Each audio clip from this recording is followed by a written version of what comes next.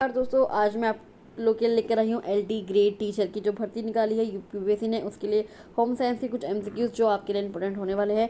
तो चलिए शुरू करते हैं बिना किसी देरी के। सबसे पहला क्वेश्चन है, खाना पकाने के दौरान कौन सा विटामिन सबसे अधिक संवेदनशील होता है? कौन सा विटामिन होता है सबसे अधिक संवेदनशील? तो वो होता है आपका विटामिन B1।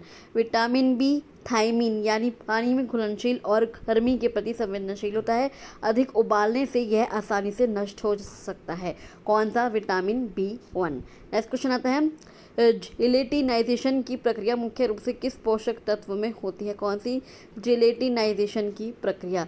जिलेटिनाइजेशन प्रक्रिया क्या होती है? जिलेटिनाइजेशन प्रक्रिया में क्या होता है? वो एक स्टार्च होता है जो पानी और गर्मी के संपर्क से स्टार्च दोनों के फूलने की प्रक्रिया है। क्या है?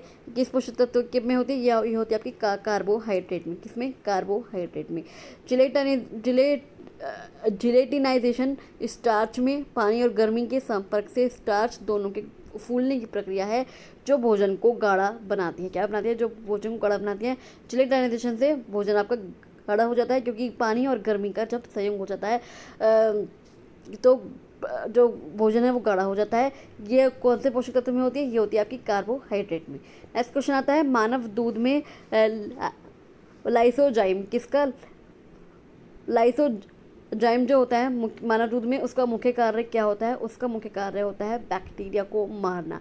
लाइसोजाइम एक एंजाइम है, एक वायरस है, एक एंजाइम है जो मानव दूध में बैक्टीरिया को नष्ट कर संक्रमण से बचाता है। नेक्स्ट क्वेश्चन आता है, चाइल्ड न्यूट्रिशन में गोल्डन रेशियो किसके अनुपात को दर्शाता है? किसके अनुपात को दर्शाता है? चाइल्ड न्यूट्रिशन में गोल्डन रेशियो तो वो दर्शाता है ऊर्जा और प्रोटीन को।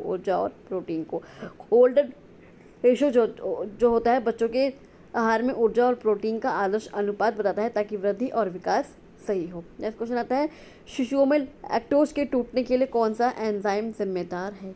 जब शिशु में लैक्टोज टूटता है तो कौन सा एंजाइम जिम्मेदार है? वो है आपका लैक्टेज। कौन सा है? लैक्टेज। लैक्टेज एंजाइम लैक्टोज को ग्लूकोज और गैलेक्टोज में तोड़ता है। क्या करता है लैक्टेज एंजाइम?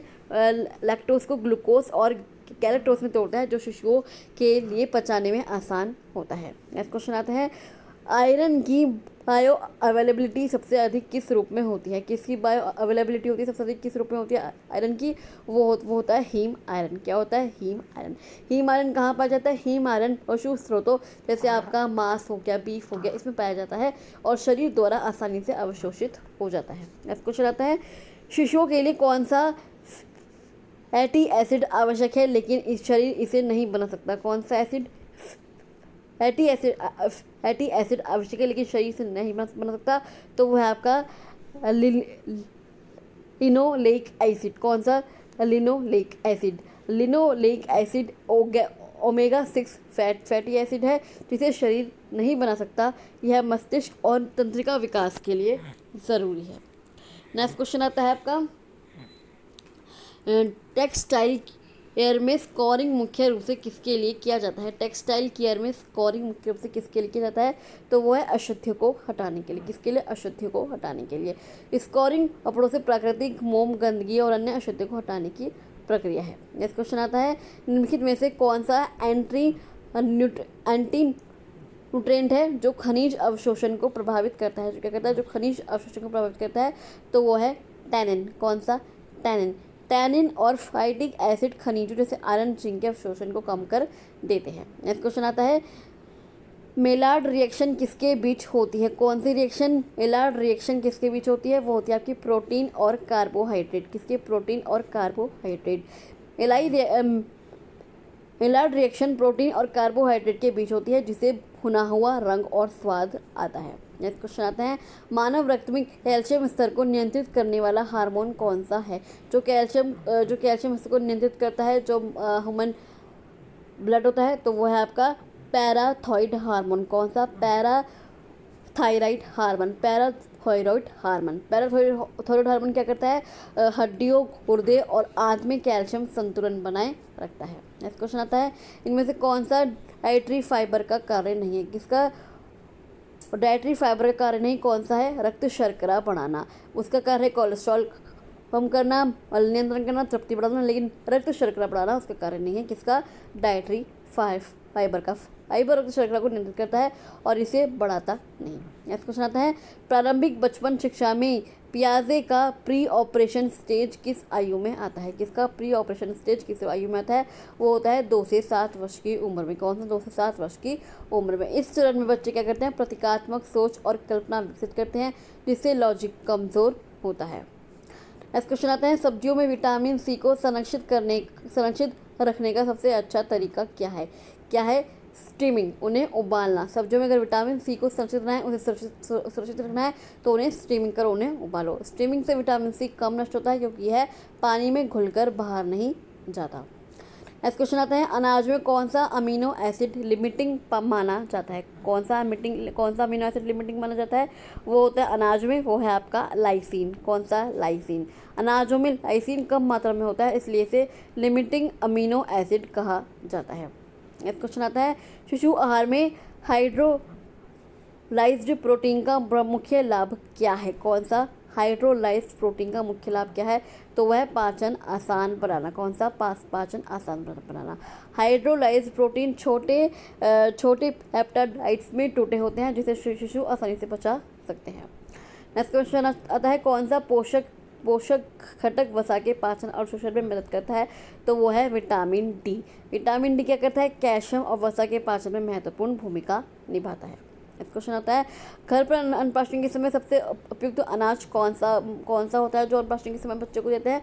वो होता है चावल। कौन सा? चावल, क्योंकि चावल हल्का होता है और पचने में आसान होता है, इसलिए शिशु के लिए सबसे उपयुक्त है। नेक्स्ट क्वेश्चन आता है, प्रोटीन के संश्लेषण के लिए कौन सा खनिज आवश्यक है जो प्रोटीन का संश्लेषण कर सके?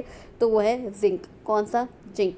जिंक कई एंजाइमों का हिस्सा है और प्रोटीन संश्लेषण में आवश्यक है। नेक्स्ट क्वेश्चन आता है, पाचन तंत्र में पैंक्रियाटिक एंजाइम्स मुख्य रूप से कहाँ उत्पन्न होते हैं? कौन से एंजाइम्स? पैंक्रियाटिक एंजाइम्स मुख्य रूप से कहाँ उत्पन्न होते हैं? वो होते हैं अग्नाशय में। कहाँ पर? अग्नाशय में। पैंक्रियाटिक एंजाइम अग्नाशय में बनते हैं और भोजन को पचाने में मदद करते हैं।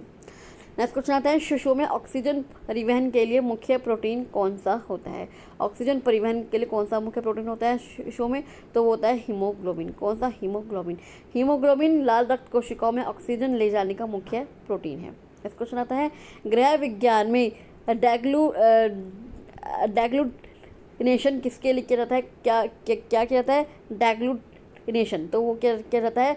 चावल और अनाज को गाढ़ा करना। क्या? गाढ़ा करना। शायद डेग्लूटिनेशन पहले भी क्वेश्चन आया था। तो डेग्लूटिनेशन में भोजन में स्टार्च फूलकर गाढ़ा बनाता है और पाचन आसान होता है।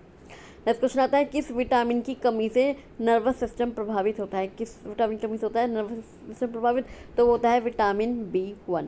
विटामिन B1 की कमी से नर्वस सिस्टम प्रभावित होता है और बेरी जैसी बीमारियां हो सकती हैं।